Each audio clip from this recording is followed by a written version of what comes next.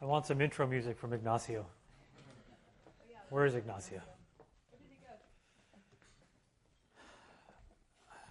First of all, I was playing poker till really late last night, so I'm a little rough around the edges. I got my slides to you at like midnight. I was at the table doing the slides. Okay, so I'll just start with a little bit about myself. I'm actually going to give you a somewhat cynical view of this entire space of what it means to be a growth hacker. So don't be offended. A little bit about me. I think Aaron just touched upon this.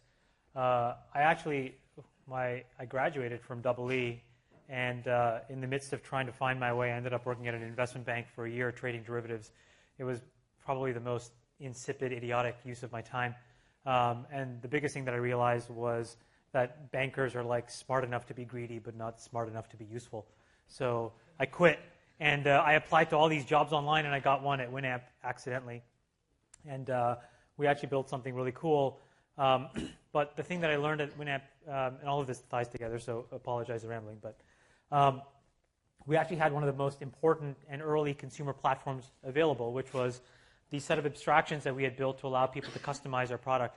You built skins, you built plugins, and what it actually did was start to refine my understanding of sort of how when you develop sort of things that appeal to specific sets of consumers, you start to get this operational leverage in your product. We were 7 people.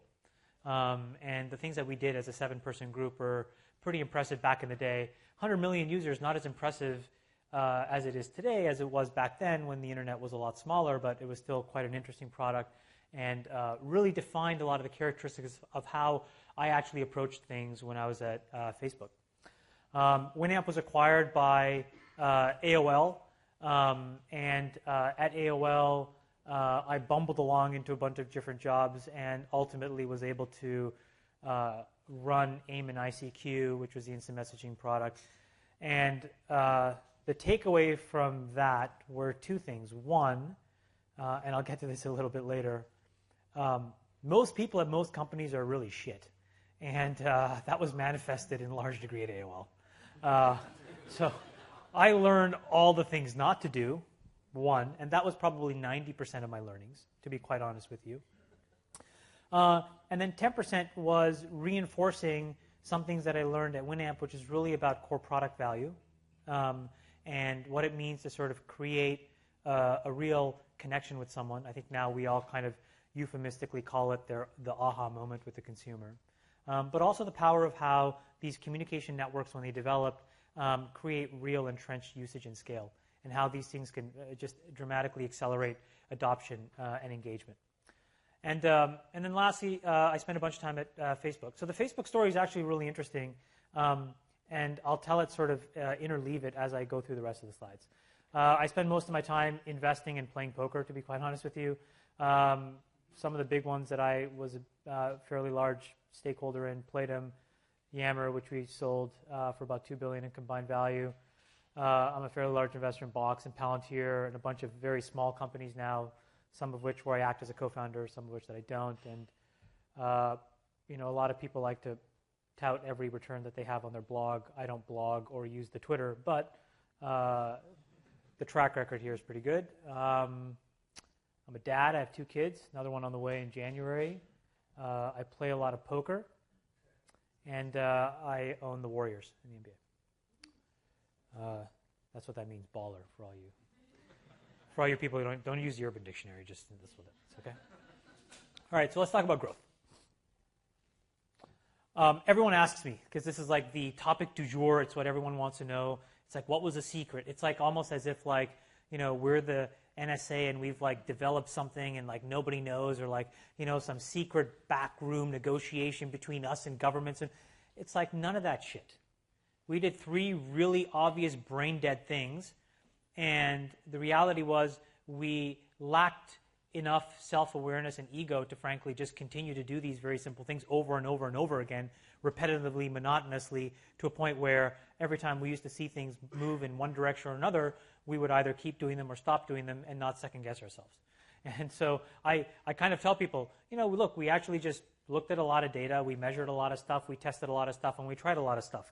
Now, that masks over a lot of more nuanced understanding, but at an extremely high level, that's really what we did. And what's shocking to me is when I see like a lot of products out there, it's unbelievable to me that people are trying to shroud products in this veneer of complexity that makes themselves seem like so good and so smart, and I'm this fucking hipster and I'm riding the Muni in San Francisco, and look at my oolong green tea that I bought organically, and look at these ripped tight skinny jeans that I bought. And it's like, you got to get over yourself. Like, measure some shit, try some shit, test some more shit, throw the stuff that doesn't work. It's not that complicated. And I see app after app after app, and I get inundated. And when I download it and I try it, I'm like, did you even spend 8 seconds using your own product? It's unbelievable the lack of dogfooding that happens. And so most people, when they think about growth, they think it's this convoluted thing where you're trying to generate these, extra normal behaviors in people. And that's not what it's about. What it's about is a very simple, elegant understanding of product value and consumer behavior. And when you shroud yourself in all the bullshit veneer, and this is the single biggest problem in the Valley today, you will miss the mark. And the problem is we're in this massive long tail where you've had these seminal, huge successes occur, and now you have all these people who have two choices, and they're extremely difficult choices. Choice number one is you do what you think is right, independent of what the external feedback loop tells you. And choice number two is you do what you read about and what you get, credit for and what people tell you is interesting. And that second class of things destroys products. And it destroys people's ability to build something interesting. And it doesn't matter how good you are at your job, if that specific set of values isn't imbued in what you're building, you will fail. And it doesn't matter. And right now, that is the one most important thing that if you're going to leave away with this is just don't believe the hype and the bullshit that we're in right now. How do we do this? We didn't even come up with this framework. A guy worked for me. I'm not going to say who it is because I was literally like 9 times I was going to fire this numbskull. And he came to me and said, Chamath, at eBay, we had this framework. eBay, this is 2007. I'm like, eBay sucks. What can I learn from eBay? And he said, well, we had this framework we used at eBay, and we tweaked it a little bit. And what I realized was, oh my gosh, there's this massive amount of complexity when expressed in simplicity can be extremely useful. And the tweaks that we made, eBay is a different product, and eBay now is a wonderful company doing really, really well. Who laughed? Come on, it's doing really well. Was we sort of created a framework in which we applied those 3 very simple principles of measuring, testing, and trying things. And we said, okay, the biggest risk that we have is we alienate the people that trust us today and use the product. And when you alienate someone, what happens is it's actually not palatable generally in top-level metrics. But there's just this extremely long tail. So, like anecdotally, you can look at companies, and let's not to pick on HP as an example, but you look at HP. You're signaling me 10 minutes. I have 10 minutes left. Jesus Christ. Okay. And you ask yourself, and I know Meg Whippen. She's actually a really great CEO. So what happened? Well, there's no product innovation right now, and they have to figure out where their growth comes from. Well, when you trace that thing back, well, it's a decision that was made maybe 5 or 6 years ago when it was all about cutting costs and optimizing for short-term revenue. And so you realize, okay, well, that's the long tail. That's how long it takes these things to manifest. Similarly, my biggest fear was we spam our users and we trick them, and it will alienate these people. You won't see it today, but you'll see it in 3 years from now or 4 years from now. And it accelerates when you compound that with a competitor who actually builds a better product that doesn't alienate people. So the most important thing that we did against our framework was I teased out virality and said, you cannot do it. Don't talk about it. Don't touch it. I don't want you to give me any product plans that revolve around this idea of virality. I don't want to hear it. What I want to hear about is the 3 most difficult and hard problems that any consumer product has to deal with. How do you get people in the front door? How do you get them to an aha moment as quickly as possible? And then how do you deliver core product value as often as possible? And after all of that is said and done, only then can you propose to me how you are going to get people to get more people. And that single decision about not even allowing the conversation to revolve around this last thing, in my opinion, was the most important thing that we did. And when I look again in the landscape, things that scale understand that principle, whether it's explicitly or intuitively. And things that don't, and also things that have this amazingly steep rise and then fall off a cliff, and there are really visible examples of that today, also ignore that principle. And it's the discipline to not optimize for the thing that gives you the shortest and most immediate ROI. Because that is never the sustainable thing that allows you to build something useful. So when you boil that all up, the most important two high-level takeaways that we had, and after all of this stuff, was we got to eliminate ego. And ego manifests itself every day. So I talked about it earlier. It's the ego of basically living a lifestyle and a vision and like a Twitter stream than it is actually like living the life of an entrepreneur, building good product and trying to deliver core product value. That takes ego, meaning you have to be comfortable not being rewarded in the short term. And then the second is to invalidate all the lore.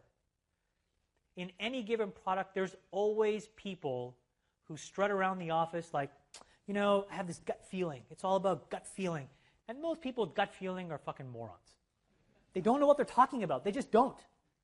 If we lived on gut feeling, you can look at what happens when you live on gut feeling. Look at the financial markets. Look at how government works. Look at how all of these industries that are completely broken. Gut feel is not useful because most people can't predict correctly. We know this. So one of the most important things that we did was just invalidate all of the lore. As much as we didn't do stuff, all we did was disprove all of the random anecdotal nonsense that filtered around the company. Well, I think it's this, that people are using it because of that, and I want to do this. And it's like, where did you pull that out of? And you know where they pulled it out of. And they just, again, wanted to do it to go back and, reinforce a sense of ego. And a lot of people don't have a culture within a company that allows these two things to happen. And if you can't be extremely clinical and extremely unemotionally detached from the thing that you're building, you will make these massive mistakes and things won't grow because you don't understand what's happening. It takes a really special type of person to not believe the bullshit, and an even more special person to not conflate luck and skill. You have to be, if you're in this type of job, in my opinion, relatively cynical, and you can be confident. Fuck, you can be arrogant. Doesn't really matter. But you can't believe your own BS. Because when you do, you start to compound these massively structural mistakes that, again, don't expose core product value and then don't allow real engagement and real product value to emerge. You don't listen to consumers because you think it's all about your gut. You don't bother doing any of the traditional, straightforward, obvious things that would allow you to answer very straightforward, obvious questions. And you lose yourself. Most people, unfortunately, just don't know what they're talking about.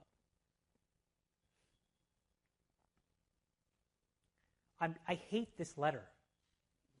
This letter is the dumbest letter in the alphabet.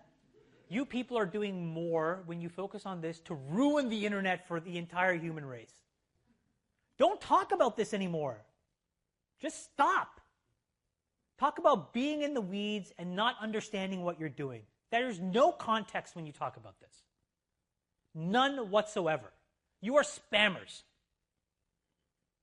And spamming is pathetic and it ruins the experience. Don't do it. We never talked about this once. It never came up once. I didn't have some little guy, tickling the ivories on his little Excel spreadsheet, telling me what K values were. Tell me how I'm acquiring people.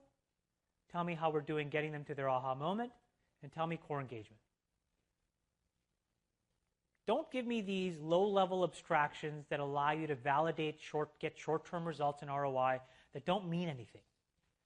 Don't focus on things that destroy long-term value.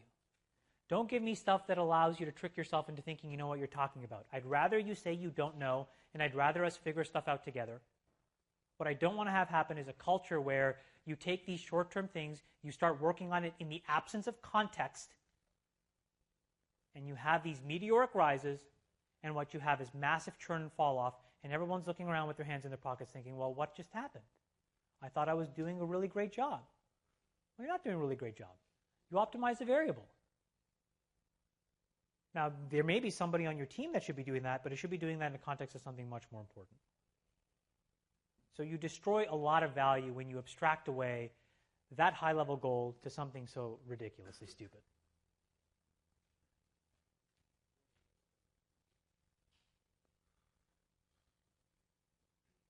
I'm like raining on everybody's parade today.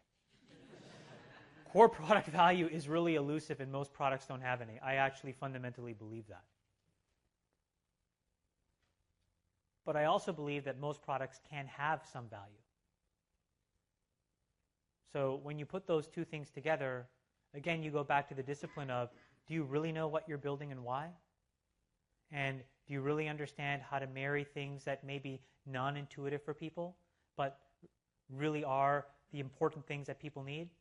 So I remember when we were launching in Asia, we created a team. So the history of Facebook, right, just very quickly. So I started Facebook. My team launched Facebook platform, huge success.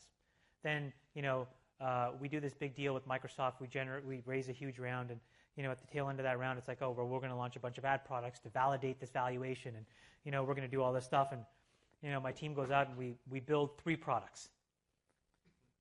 And again, talk about conflating luck and skill. I had all these people, all of our best guys, working on this product with me, which we called social ads and Beacon. And then we had another thing doing sponsored stories, and then we had another team focused on an online self-service ad product. Most of the resources in Mindshare, none of the resources in Mindshare. 8 people, our best engineers, product managers, 2 people. Fast forward to today, all of the revenue, billions of dollars, scaling inordinately, lawsuits, FTC suing us, people telling me on the New York Times I lied about how cross-site scripting worked. I'm not going to lie about cross-site scripting to the New York Times. New York Times, okay? You guys? I mean, really? Like, that's what I'm going to lie to you guys about? So stupid. Anyways, this just goes to show you, at that point, we were seeing this like what looked like monotonically negative growth, and we were like, oh my God, what's happening? It was like 25, 30 million people. So we came up with this idea, okay, we're going to focus on growth, and we went and created a team. As part of that, we said we're going to internationalize. We're going to launch. And we're just going to go everywhere all over the world. And so we used, again, we dog-fooded our own product, and we used Facebook platform to create this crowdsourcing translation, which was really successful. But long story short, we get to Japan, Korea, and it's a constant refrain. I go around the valley, I talk to some folks who've done this before, the guys at Yahoo, the guys at Google, the guys at eBay, just to get a sense of, like, how did you think about it? And all these people had the same answer. Well, we take these MBAs who really want to live on an expat package, and we send them out there. And you're just like, okay, well, that's not the right answer. So first thing we did was we hired only native people in those native markets. So I had these guys, trying to, I have an MBA from Harvard. I really want to spend time around. I'm like, get the fuck out of my office. Go to ba.com, buy a ticket, get out of my face. You're not going to travel on the company dime. But you'd hire all these people natively. So we had this amazing guy that we hired in Japan who raised his hand and he said, it's really important to actually have specific elements of the profile be different. Because in Japan, the cultural dynamic is different. And so we said, well, what does that mean to you? And he said, well, maybe it means, putting your blood type on the profile. And you're like, that makes no sense. But it makes no sense to us. But it makes sense to him. And so, we developed this flexibility where we're like, okay, well, maybe the connections we're trying to make in that market are a little too elusive. So this product that worked here just didn't have any context here. And so you would say, well, Facebook has clear product value. But in Japan at the time, it didn't. And so having the courage to sort of like reset and redefine what it means in any given market, again, takes a lot of courage. And we did it. And now it's massively scaling. And then all of a sudden the light bulb goes off and you're like, oh my gosh. It's like we don't know what we don't know. In every single market, people react differently. They behave differently. They speak different languages. Guess what? Spanish is not Spanish. Maybe you didn't know that. 5 minutes. I got it. I'm on it. So the point is, even when you think something works, it probably doesn't work for everyone. And finding a framework that allows you to actually restructure and reorganize the things that you're doing to expose value in different ways to different people in different situations is an extremely important thing. Again, goes back to how do you live in a world where you're willing to redefine and reset the things that you do independent of what the short-term feedback loop is telling you. It's a very difficult proposition. We knew we were going to beat MySpace when we had like 45 million users. They had like 115 million. We just knew. We used to just like, that was not what we celebrated. We celebrated it at 45 million. It was kind of like a high five. We're like, all right, let's get back to work. And the reason was because we had started to do enough things right where we could just see now. We understood what we were doing. After all the testing, all the iterating, all of this stuff, you know what the single biggest thing we realized? Get any individual to 7 friends in 10 days. That was it. You want a keystone? That was our keystone. There was not much more complexity than that. There's an entire team now, hundreds of people that have helped ramp this product to 1 billion users based on that one simple rule. So if you were looking for a lot of complexity, I couldn't give it to you. But we were able to reframe the entire experience around that one simple premise. A very simple, elegant statement of what it was to both capture core product value, to define what it meant to be able to onboard into a product that allowed you to communicate, to get into a network, to find density, and then to basically iterate around that.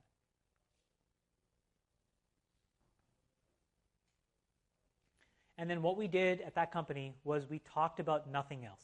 Every Q&A, every all hands, nothing was spoken about other than this. Monetization didn't really come up. Platform came up, but again in a secondary or tertiary context. But it was the single sole focus. But because we had defined it in this very elegant way that expressed it as a function of product value, it was something that everyone could intrinsically wrap their arms around. Again, another reason why focusing on, abstracting growth down to these low-level things is not right. So the person that runs growth on any team has to be strategic and capable enough to engage on the core strategy of the product. Because then you allow yourself to up-level the conversation and have it become the most important framework in which you organize an entire company.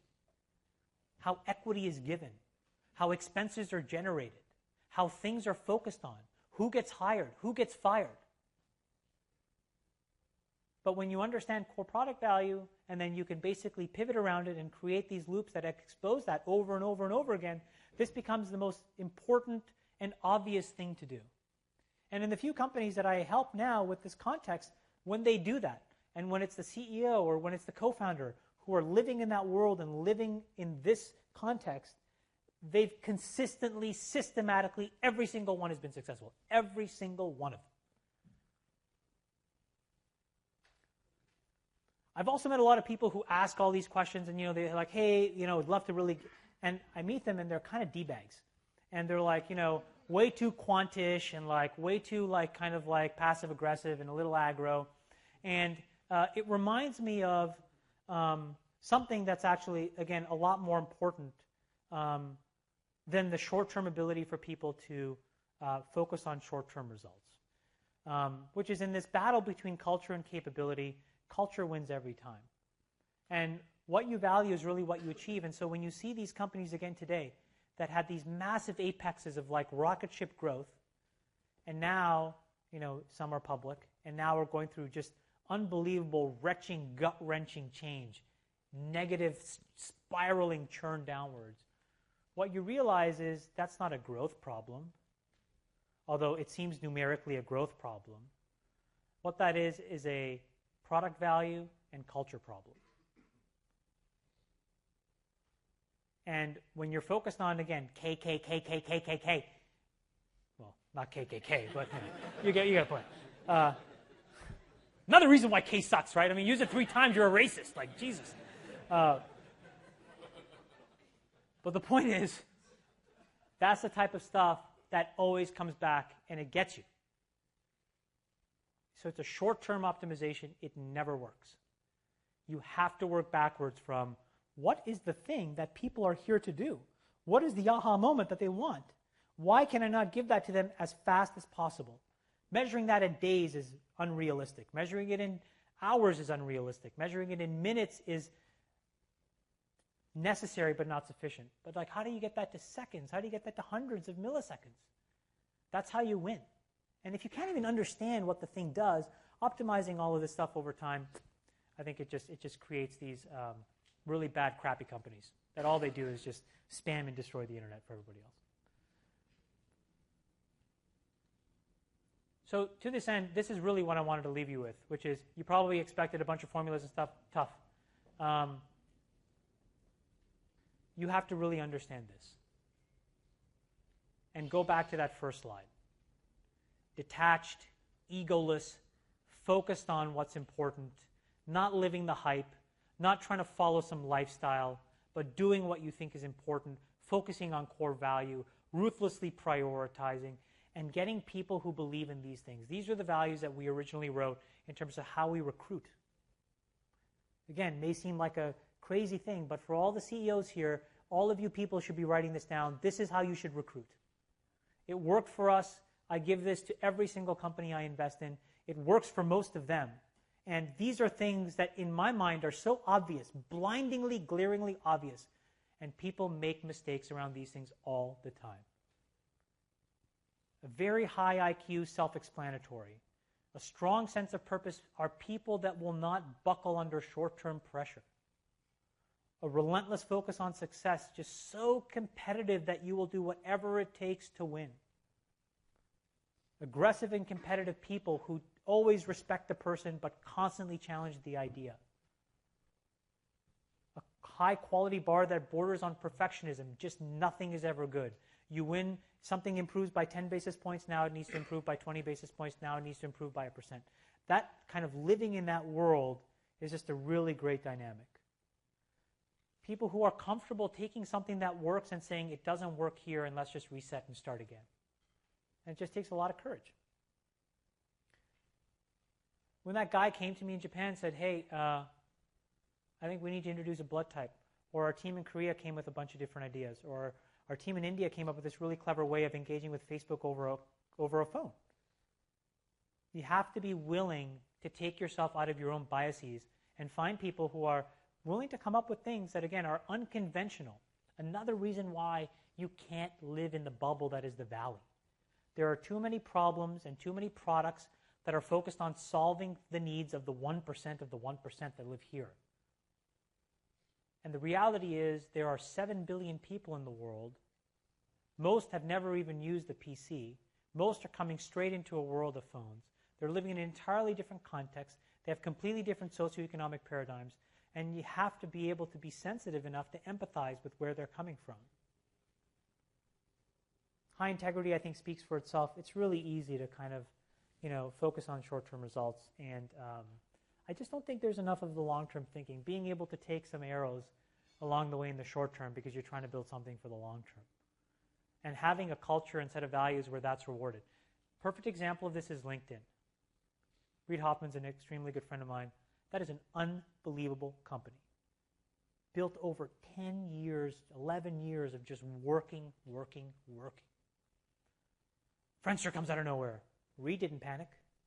MySpace comes out of nowhere. Reid didn't panic. Facebook came out of nowhere. He didn't panic. Just built a great product and just kept working and working. Did not take the short, easy way out. And you have to respect that because when those guys win, they win. And they win in scale, and they win for a long time. Surround yourself with good people seems obvious, but I see a lot of people who are just like not comfortable recruiting people that are better than them. The best thing that I did was recruit 4 people to my team. My original growth team was James Wang, who was an engineering lead on Facebook platform, Naomi Gleit, who's the most tenured employee at Facebook and one of our best product managers, Alex Schultz, who is this unbelievable sort of crazy growth guy, and Javier Olivan, who ran international for me, and Blake Ross, who's a product manager who also founded Firefox. All of these guys are dramatically better than I was. All I did was enable a framework and create discipline. and they all thrived. And the great thing when I left was they didn't miss a beat. And that's really, really a good sign. And then the last thing is, cares about building real value over perception. I like oolong green tea as much as the next guy. It doesn't make anything happen. I like skinny jeans too. More on girls and guys, but whatever. It doesn't mean anything. And right now we're living in a world where you can get distracted by things that don't matter, and the superficiality of how you think things should be done versus the things that need to get done. And that takes a lot of courage. So I think my time is up. Thank you. And I'm happy to take questions.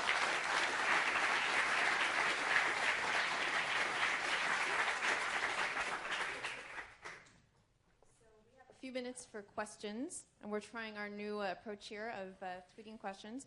So one of the first ones we have is, what was it about Instagram that made it worth $1 billion to Facebook? I'll give you my opinion. So again, as a person that's not involved but was there. So again, when you talk about core product value at Facebook, one of the key things that it got right, or it understood, was the connectivity around you being able to associate your friends in social situations. And the simplest manifestation of that was in photos. And so when we launched our photo feature, it literally was just explosive growth. And so here it is, where in many ways it is the atomic unit of how Facebook gets organized. As much as people are an atomic unit, it's almost even more important in the sense that it's even more elemental. And so all that is great, and Facebook is generating billions and billions of photos a day, and all of a sudden along comes this company who does the equivalent thing in a slightly different paradigm, a looser privacy model, but all on mobile, and in a context where people enjoy consuming the content as much as they enjoy consuming the photos on Facebook. And so from my perspective, it's both defensive and offensive. From the defensive perspective, it locks in that core tenet of behavior and product value that is essential and the elemental building block on which everything else around Facebook is built on top of. And offensively, it gets you into a place where now you have this flanker strategy where you have your main sort of product, getting more and more usage and getting more and more entrenched and, creating this fertile ground all over the world on phones. And you have this unbelievable product-specific application that does the same thing. And now you both can go and sort of thrive. But it was a combination, in my opinion, of the offensive capability of what it gave Facebook as a tool in its arsenal and defensively protecting this core element that if all of a sudden that behavior seeded someplace else and photo activity started to be generated and stayed in another environment, I think it's very problematic for Facebook. Or would have been, but I don't think it is anymore. All right, well, actually, anyone else want to tweet a question? Everyone's busy quoting you, Chamath, so lots of good quotes today. I don't use the Twitter, but I'll make sure I get on it. We have time for one more. Someone wants to, we're waiting for an update here.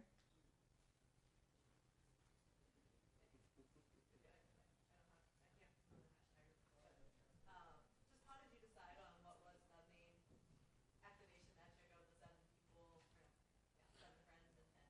Well, it actually... That doesn't mean every startup should go to No, that's exactly right. What's the kind of process for deciding what that core? So it started with Invalidating Lore.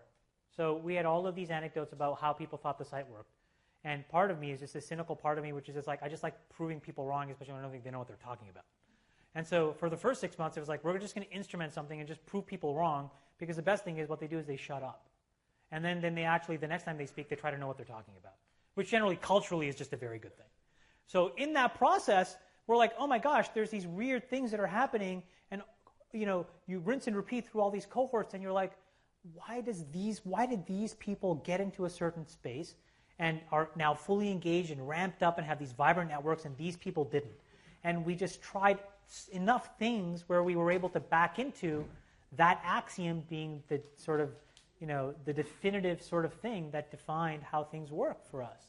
But for you, it's going to be different. But it started, if I had to give you a framework, it would probably be, you got to start with a broad cross-section of engaged users, and when you work backwards from each of those, and you are smart enough and clever enough to really figure out the different pathways in which they got to that place, you can probably tease out what those simple things are, and then hopefully, and I think most products are structured this way, you can then sort of path people, more and more of those people, into those same click flows that allow them to get to that state. But again, it starts with like looking at an engaged user, not just thinking about how many emails can I send and how do I, trick everyone to like click on a select all or not unselect a select all. And no offense, like we did that too, but I mean we did that after we figured that shit out. Okay, we'll take one last question. So when you guys were expanding internationally, and you said you met or you had an associate in Japan that kind of told you these things that you didn't know, how do you know to trust that person? Well, look, the best thing that happened is like I'm not American, I'm Canadian, but I'm not even really Canadian. Well, I am Canadian, but I was born in Sri Lanka, so I like I love America and everything that's given to me, but I'm pretty cynical about like the imperialistic nonsense of a lot of Americans and how Americans treat their place in the world, to be quite honest with you. And so my mental sort of like worldview, I think, like was one where that combined with the feedback that I got from all these big companies were like, well, I have this really great, MBA, JD guy that, and it's just like, you're just like, well, how is this whitey going to fucking figure out Korea? Like, no offense, but like, a Korean's going to figure out Korea before, you know what I'm saying? Like, this guy's, hey, guys, we're coming here to take over. And it's like, really? That's crazy. That's just absolutely crazy. So I was just like, let's just hire some really smart, awesome young Korean lady. And she's kicking ass. And then it's like, let's do the same thing in Japan. Let's do the same thing in Brazil. Let's do the same thing. It's not complicated. Like, that's not so hard. And then just listen to them and let them try. We had a culture, fortunately, of experimenting and trying a ton of stuff. And we celebrated failure more than we really celebrated success. We would celebrate these massive landmark milestones, 100 million, 250 million, 500 million, and even a billion. But a billion was like this kind of like ho-hum thing. The growth team had a dinner here at Madeira. That's we all kind of got together, the original team, and kind of had a quiet celebration. So we're more interested in just trying stuff and learning, right? And then it was just a matter of having different people willing to try different stuff in their own markets, and then us being able to give them a framework where we said, look, 99% of the thing can't change, but you have this 1% flexibility, and if you need more, justify it. And that was a good interplay. But it's kind of like just part of my worldview of just like, America's great, but it's just like there's like a lot of other great people and a lot of great countries too. Yeah, I agree with you, but it's still like hard to read. Like, you have to be able to have the resources to test things like that. Well, I mean, I think but those frameworks. So the great thing is we had to build all of our stuff ourselves, right? You don't have to do that anymore. For you guys, like even something as simple as like, our ability to like A/B test was just a convoluted mess. For you, it's like so straightforward, I mean, you can't even do it yourself. Just go use Optimizely, Or, like now it's like there's like 19,000 gajillion like Hadoop companies and Hive companies out there. There was none when we were doing this stuff. So we had to just like, we were rolling our own stuff constantly. So like, we just had like a lot of delays that you don't have to suffer from. So that abstraction allows you to free up resources that you can allocate in different places. But it just, again, it comes back to the discipline of like, is the senior manager of the company fixated on a goal and then giving flexibility to someone who has the political capital and the patience and the resolve to get there, and then the ability to question and understand really what's happening in a product. And the other thing is, this is like, a lot of this credit goes to Zuck because he managed the board and all of the people around so that it's like, we're doing this. You know what I'm saying? And sometimes it's like, and we had a very functional, useful board. And a lot of times boards can maybe distract CEOs as well. It's like, well, focus on this and focus on that.